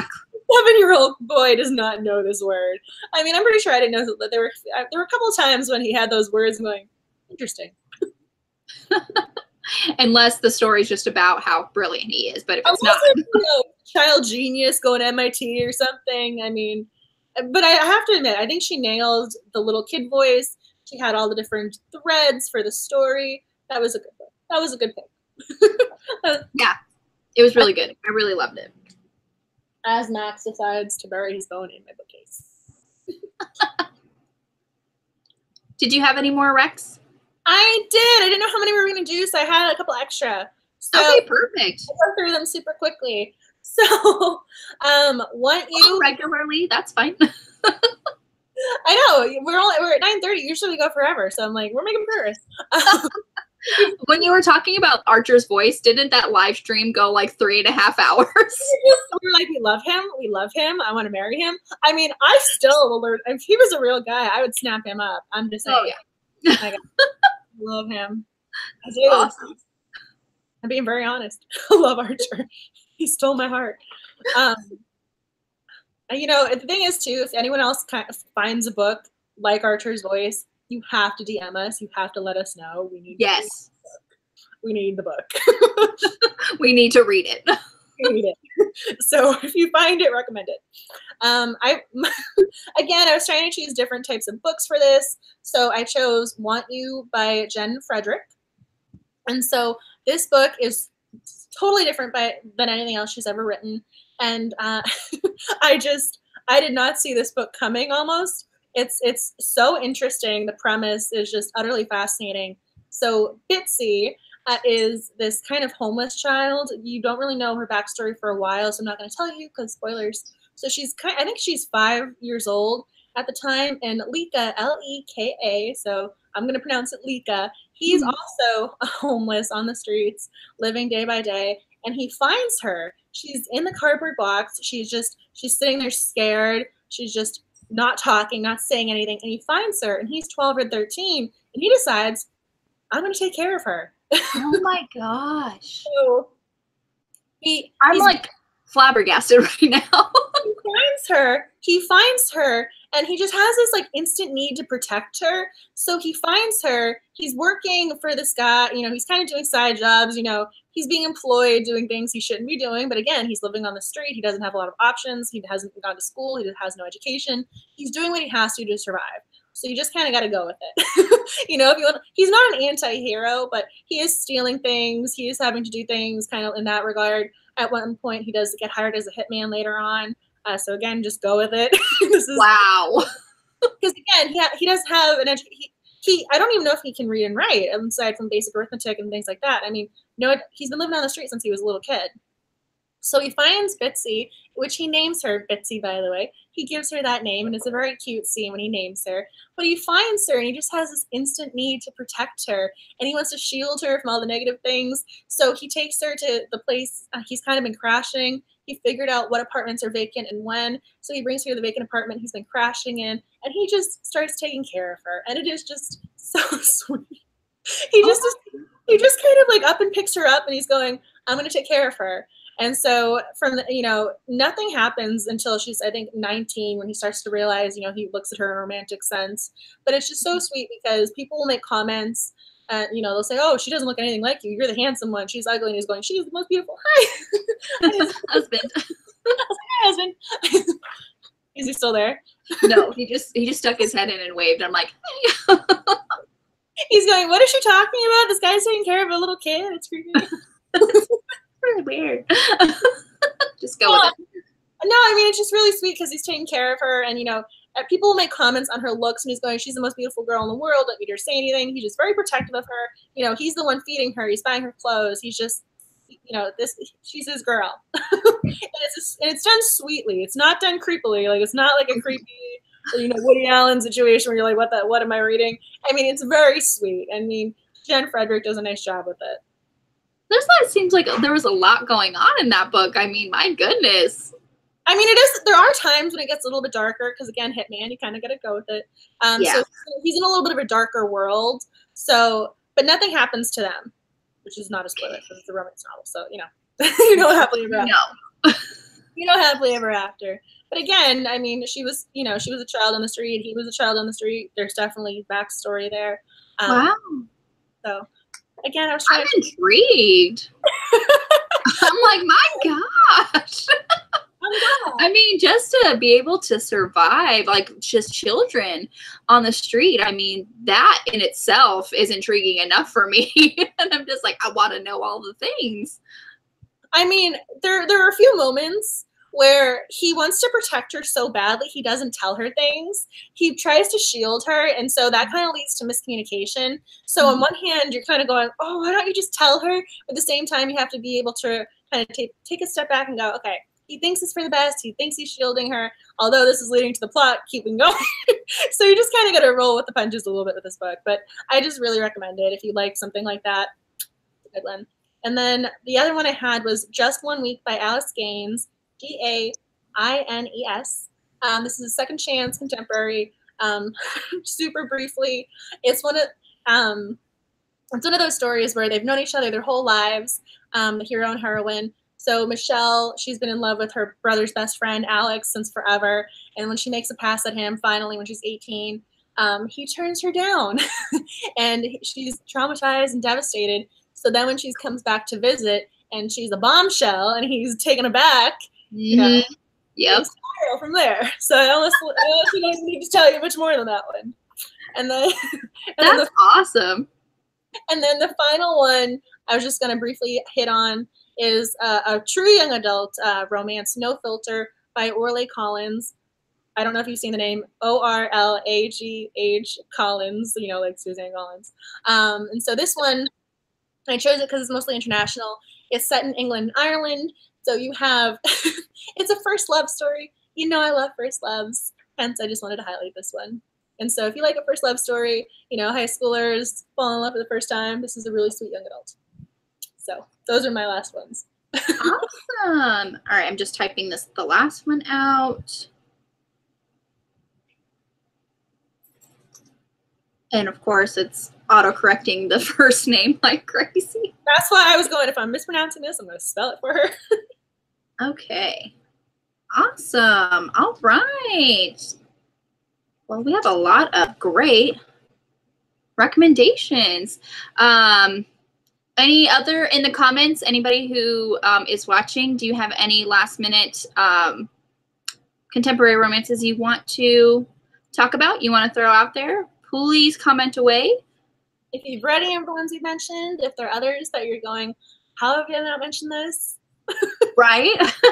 If there's something that you absolutely loved and you're like, how these girls have not talked about it, I mean, I will give a reference to Jill Shalvis. I couldn't just choose one of her books. I was just going, just read her, just all Just Jill, all of them. all of Jill's books. Just read all of them. Just throwing that out there. Just read Jill Shalvis. Just read her. Did you meet her? I did. Oh my god, I fangirled so hard. I was so excited. And then I had a VIP ticket to the Rita Awards, and I got there early, and I was trying to find the woman who gave me the ticket because I wanted to try and sit with her because she gave me her extra VIP ticket. And so I walked right into her and I'm like, "Hi." She goes, "Oh, I remember you from this morning." Is it a good thing? She remembered you. And then and then the next day I saw her every day I was there because she did. They do the free books, the book signings. You get the free books, and she's published with different publishers. So every day she's doing a book signing. So each time she had a book signing, I was there. Nice. I just followed Jill around. I was like, wherever Jill is, there's Angela. That's awesome. I did because you posted a picture of it, and I'm just like, oh, I'm so jealous. I was there, I saw her, and it was and then again, I was trying so hard not to be creepy, but there was one day, because they had two different buildings for the hotel with one of those skywalks, and there was one day I kind of got weirdly separated from the skywalk and the entrance, so I was going outside to walk from one to the other, and so she was doing the same thing, and I crossed her path, and I'm trying so hard to be like, this is Jill, this is Jill, this is Jill, don't be creepy, don't like walk up to her and say, hi, how you doing? But I looked up at her and I went, hi, and she waved, she goes, oh, hi, how are you? I mean, she was so sweet. I was trying so hard not to fangirl at her when I realized she was walking right at me by herself. Because before there had been that one, giant long line for book signings, and all of a sudden there's just Jill. I'm going, oh, this is interesting. That's awesome. Yes, read her books. Read all of them. All of them. Yes, that's the first one in her series, right? Simply Irresistible. I think that's the first one. I think that's one that I've read by her, Simply Irresistible. They're all good. What? He's growling at me. I don't know why. Max is growling at you? I think he wants something. I just don't know what. Oh, he wants me to know he's hiding the bone. I don't know why he's hiding it, though. Dog. Yeah. Dog's being strange. I don't know. Are there any more romances or romance writers who you're going, I should have mentioned so-and-so? I mean, I could probably pick up a couple more Sandra Brown books, but yeah, Sandra Brown, just read her, just do it. And and there has to be a contemporary like Nora Roberts. I mean, I can't believe there's not a Nora Roberts we didn't talk about. My goodness. I was going to say Northern Lights. That's one of my favorites from her because it's got a mystery to it. I also like The Witness. That's another good one. I really liked The Villa by Nora Roberts. She has like 250 books for us to choose from. Yeah, I know, right? It's up here. I got it. The Villa, Nora Roberts. It's really, honestly, I picked it up because the only thing I knew about it was it's called The Villa, and then there's like this grape bunch like on there, and I'm like, oh, wine. So that's why I picked it up. But it also has some kind of mystery, intrigue, whodunit things going on. So this book, yes, I like it. It's kind of, it's kind of thick-ish, like a little less than 500 pages, but really good. Of course, Nora Roberts, it's amazing. This is why I'm even more impressed with her when she writes so many books, because she's writing not just, little novellas. These are good-sized books. She's reaching a word count with those. I know, they're not like, I mean, I don't mean to knock my girl Sandra Brown, but like, look at like this book, and then like, I mean, these books are great. I'm just saying, like, a lot of her like contemporary stuff for Sandra Brown, they're very quick. They're like 200-300, maybe 400 pages. It's when you get into her suspense romance for Sandra Brown, that's when she has like the really like full length, like 400, 500, sometimes 600 page, books going on. And but yeah, you said it's so impressive though, because she's turning out so many books, but they're not little novellas. She's writing these big books. Absolutely. All the more reason to be impressed with her. The romance writing goddess herself. He's decided he's now digging at the carpet. If you hear noise, that's what it is. He's so funny. All right, so I got all of the Nora Roberts books that we talked about.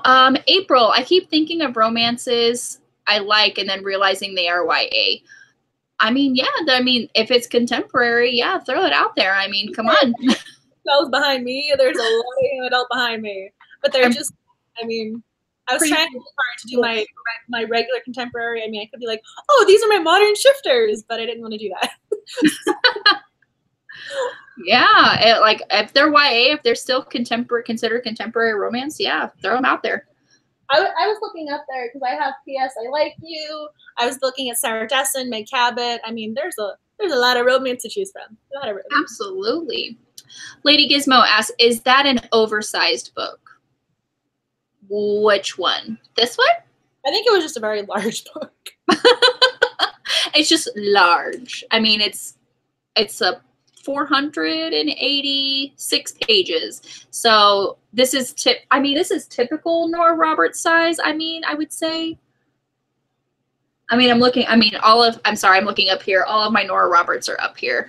I mean, if you see, they're all like up here. But yeah,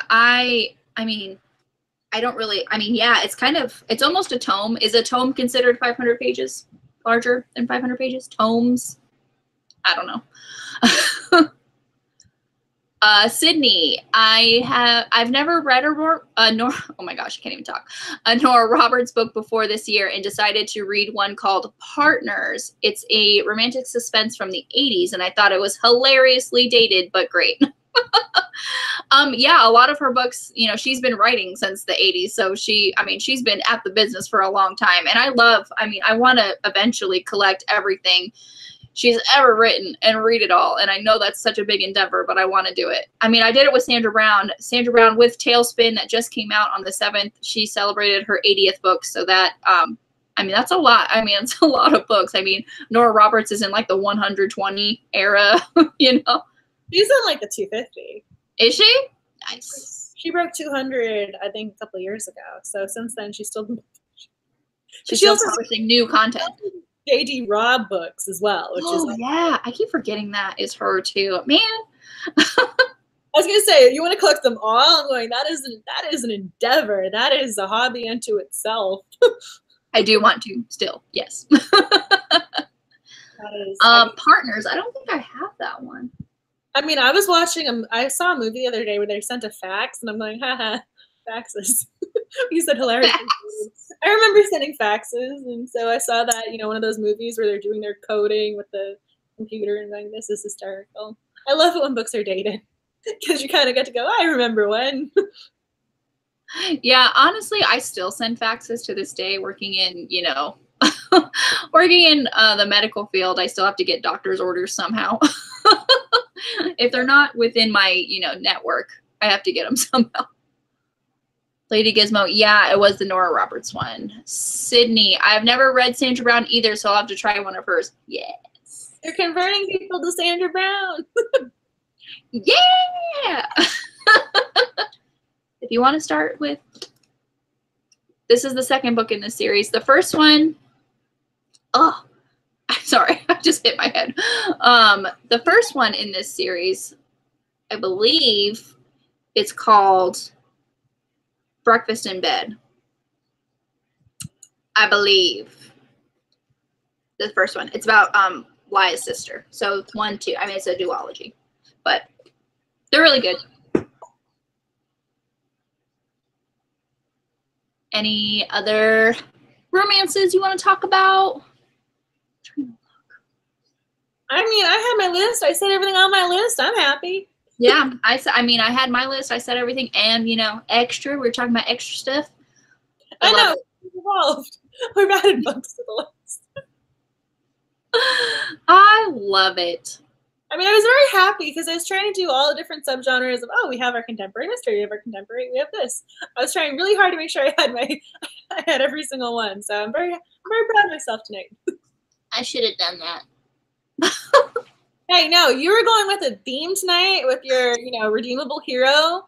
So you were on your own mission. You had a mission statement for the evening. I had no idea I was even doing that until I'm just like, I've like described these heroes the same way. But you know what you liked though. But I have to give you credit because you know what you like, you know what you gravitate towards, and it's one of those. It kind of, you get to know what you look for in a book, so you know if it has that, you're probably going to enjoy reading it. So I think Right. that's you being a knowledgeable reader. That's very true. Thank you. I mean, there are certain tropes and certain types of things where, you know, if you like it, I mean, this is the thing about romance. I mean, there's certain things you will like and there's certain things you won't like. And so once you know what you like, though, you just hold on to it. And then there'll be 150 million books on that trope alone. That's so true. It's like this genre is so vast that if you like a certain trope, you're going to have content to read. I mean, it's not like you're going to have like one or two or it's hard to find. No, I mean, you're going to have it. April is asking. Sorry. Oh, no, I was going to say yes to everything you just said. Oh, I love you. April's asking, will the list of recs be on this video later? We can post it on the video. It'll be on Goodreads. Will it be on our WordPress? I'm so bad about checking that. The WordPress. Angela's really good about all the social medias. She's the queen. She's the goddess. If you're ever looking for something, just message me. I will get it for you. I will either find the link or I will do it. Right? I'll just send it directly to you. April, did you guys already do a paranormal romance Rex live stream? We did a shifter romance live stream last month, and it was just about shifters. So if you would like us to do a paranormal, like a more, you know, broad, just paranormal or urban fantasy, we could totally do that. I know the options for tonight, I think, were contemporary, suspense, and I'm forgetting the third one. I think it was paranormal and urban fantasy. Was it the urban fantasy one? Yeah. I was going to say, we had our 3 options. Then I had the other, so people could do their like vote in. Yeah. So if you guys have any specific recommendations for the next poll of you want either urban fantasy, something else, let us know. We can do that. We can make that happen. We're genies. We will grant your wishes. Whatever you want, we will do for you. April, on Goodreads, we have a group, Romantics at Heart group, that I think you're a part of, because I remember seeing your profile on there when I was creating the event for this live stream earlier. But so we do have a group on Goodreads called Romantics at Heart, and we post the links to all of our live streams and our videos that we have on there. We have, you know, discussion boards. We have stuff for the Who Picked This Movie. You know, lots of stuff going on. So if you are not a part of our group on Goodreads, please go and check it out. I know you named the group after me, so then I named the movies after you, and then I've been calling our theme nights, We're Picking Romance. That's what I've been calling the theme nights. We're Picking Romance instead of Who Picked. It's like, We're Picking Romance. So that's what I've been calling the theme night after her channel title. So, you know, I like it. You made my heart smile. That's so cool. We're picking romances. Yes, we are. That's awesome. Everett's theme night. That's how I've been like referring to it in my head. Like, oh, we're picking romance night. Like that's what I think I wrote down in my planner. Like we're picking romance live stream. That's what I've been calling our theme nights. That's like awesome, and I think it's officially canon. Hey, I love it though, because we are picking romance. We choose romance. Yeah, we're choosing it. I love it. I would love that, but I enjoy getting recs in all the genres. I mean, I think we're moving our way down, like to all like the subgenres and stuff. I think we're gonna be doing like, you know, we could do a live stream for like every single like subgenre of romance. I mean, if there is a romance book in a subgenre, we've probably read a couple, you know. It's true. It's very true. Very true. Lady Gizmo, list of recs sounds good. Can you please put the list in the this video comment area? There were 2 or 3 stories that I really want to read but forgot the titles. Yes, absolutely. Yes, we will do that. I will do that. I'll put it in the comment section. Yes. Probably tomorrow. Because I'm like typing it out as I go. So I'll probably just do like a, you know, little editing and add a little thinking, and I'll Post it on the comments. Yes, I'll do that for you. You're amazing. You're amazing. Yeah, you're like, I got this. I was gonna say, wow, go you. She's like, I will do it for you. Yes. We will make it happen. We are granting wishes. I love it. All right. So if you don't have any other romances you want to talk about in the comments, do you want to talk about the next book we're reading for next month? Okay, I honestly still can't believe this. I was really tempted to do a new poll just to make sure. So Hamilton's Battalion won by 1%. Literally 1%, a single percentage point over the Duchess Deal by Tessa Dare. I could not believe it won by a single percentage. I'm almost tempted to do a new Twitter poll saying, "Are you guys sure?" No, I'm actually really intrigued about like both of your picks. I really, really want to read them both. I almost was tempted to do a. You want to make sure that this is the pick because I felt really badly when I saw it was just a 1% difference, but it still won. So it won. What we're doing. So yes, Hamilton's Battalion. It is actually 3 stories in one. So we have again, I liked it because it's relevant. You know, Hamilton the musical. Has been inspiring this new slew of literature in regards to Hamilton, and just that time period. So in regards to diversity, this is actually our first one that has 3 stories in one. So we have the heterosexual couple. So we have the male female, then we have a female female, and then we have a male male.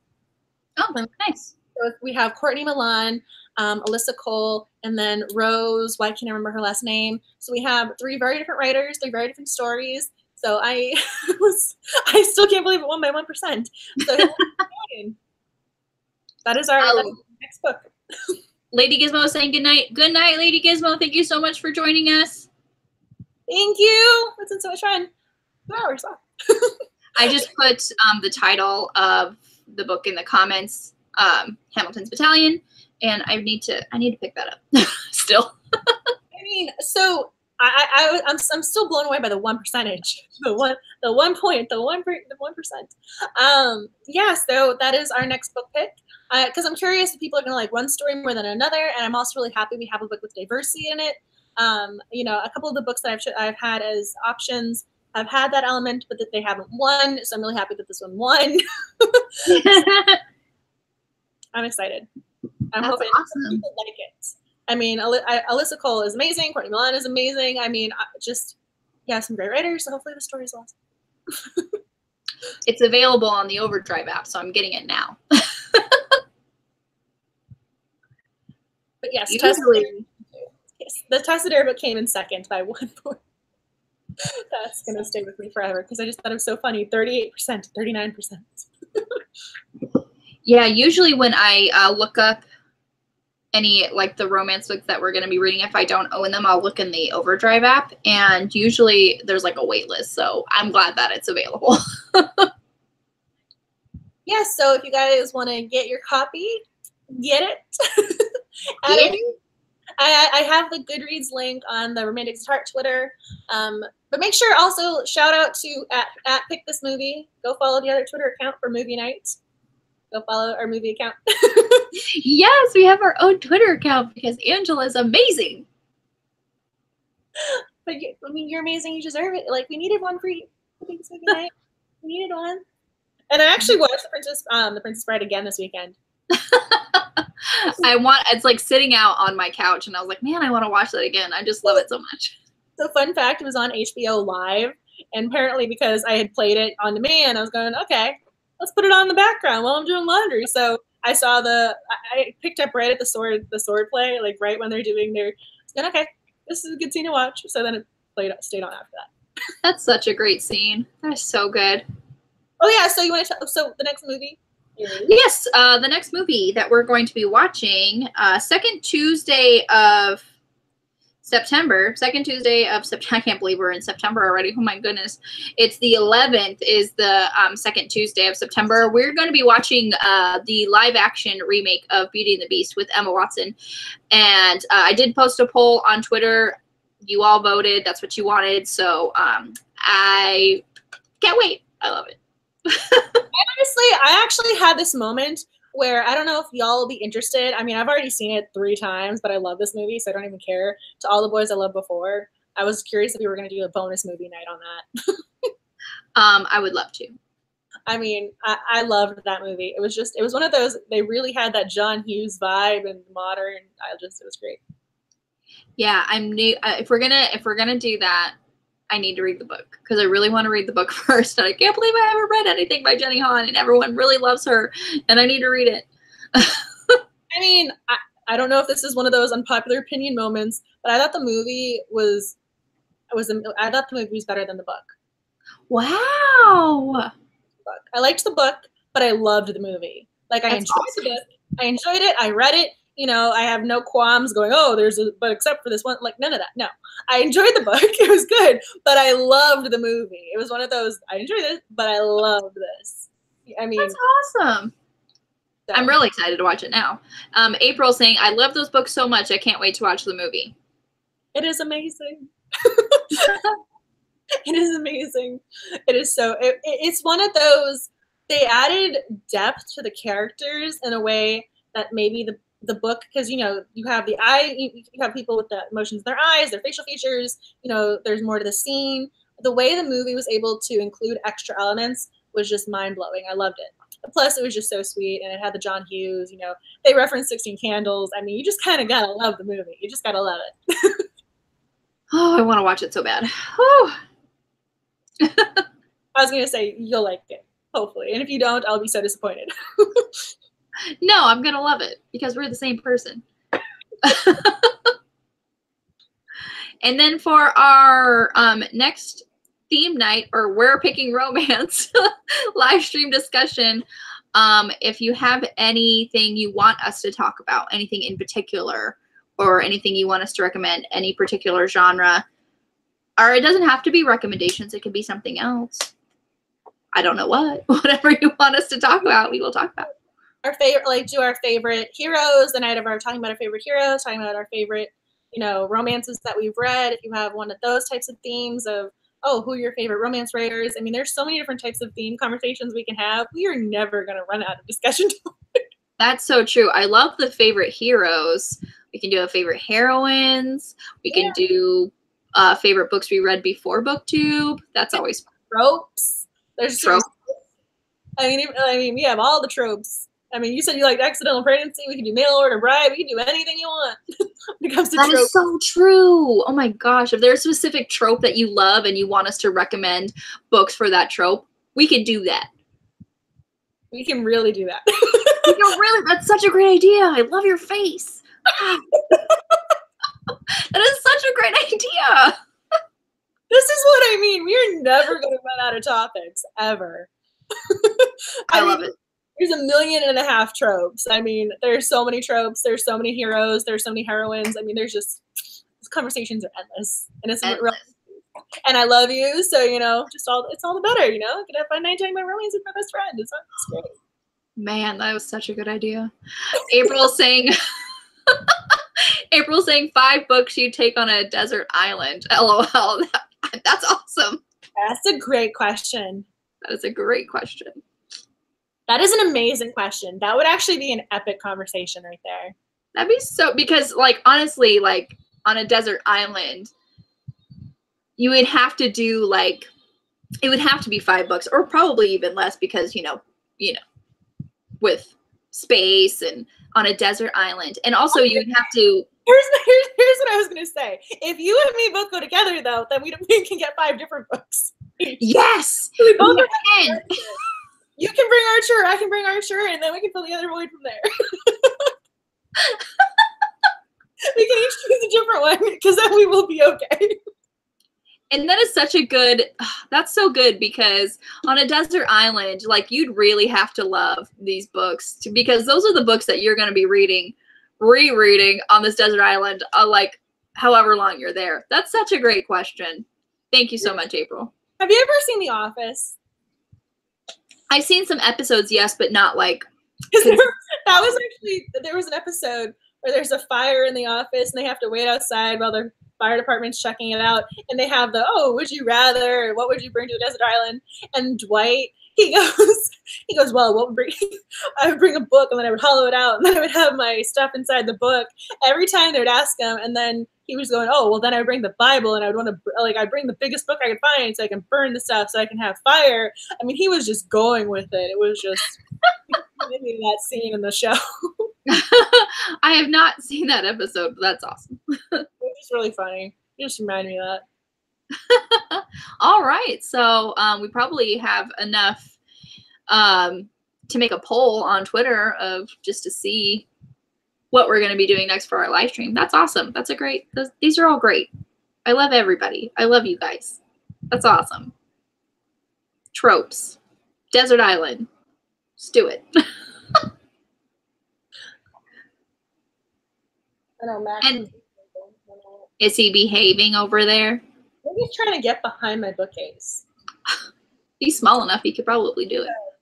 That's what I'm worried about. Because if he makes it, I mean, look at these. I mean, if once he gets behind this, I'm not getting him back. Oh no, he'd have to want to come out. Hey, Max.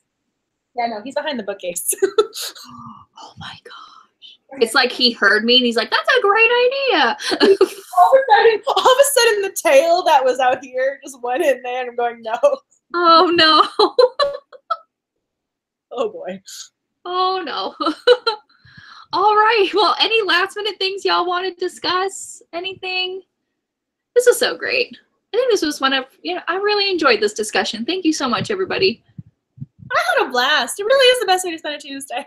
So you're so right. Best way to spend a Tuesday.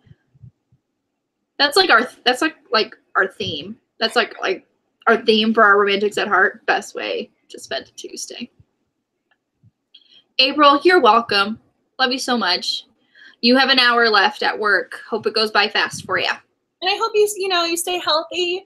You're on track to recovery. I want the best for you. I was concerned when people told us what was going on, so I hope you're okay. Best way to spend a night at work. I'm glad we can keep you company and entertained and give you some romances to look into. Yeah, and I just, I really love, April's whole, story, along with Bree as well, because, they weren't really big romance readers. And then, they just, discovered romance and they're diving right in. Like, there's no like tiptoeing with them. They're just like full on, like diving into the romance genre. I love that so much. Sydney, I think this is the first time that I'm seeing you in the live stream. Thank you so much for joining us. Thank you. Thank you. I know, it's so exciting when you get to meet new romance reading friends. I love it. I know, new people. I love it so much. Romance, bringing people together. Hashtag member of Romancelandia. All right, so I think that's it for us. I think. Any last minute things you want to talk about, Angela? I love you. I appreciate you. This makes me happy. I love talking about romances with you. And it's so exciting. This really is the positive outlet, the positive place. And I just appreciate that so much. I really do. I love you so much. We're best friends. I wish we lived closer. I mean, we would never get anything else done, though. We would just be having like a blast the whole time. We would never accomplish anything else except reading and talking about romance. It's very true. It's very true.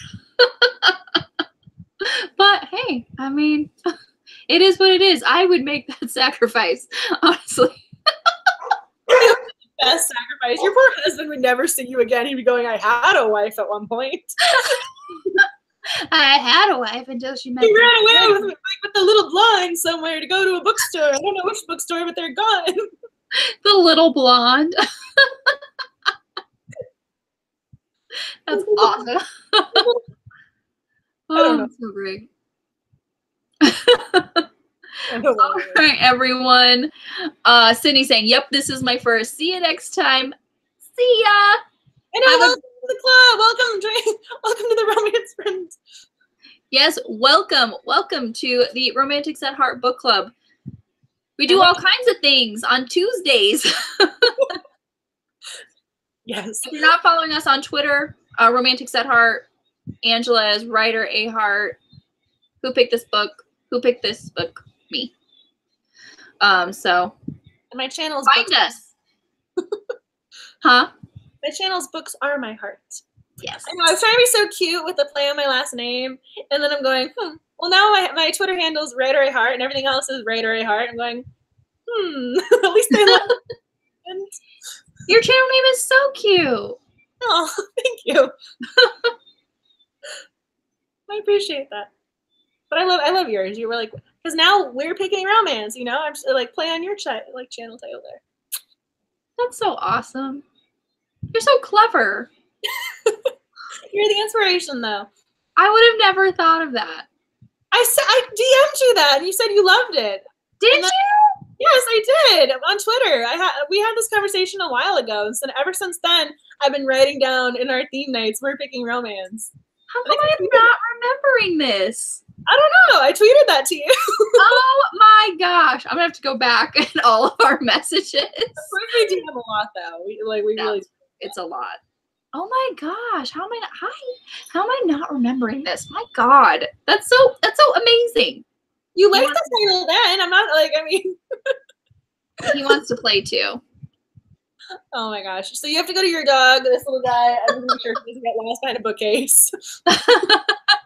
All right, everyone. Thank you so much for joining us. Have a great night, and we'll see you in the next one. Bye. Thank you for watching. Bye, everybody. Mwah.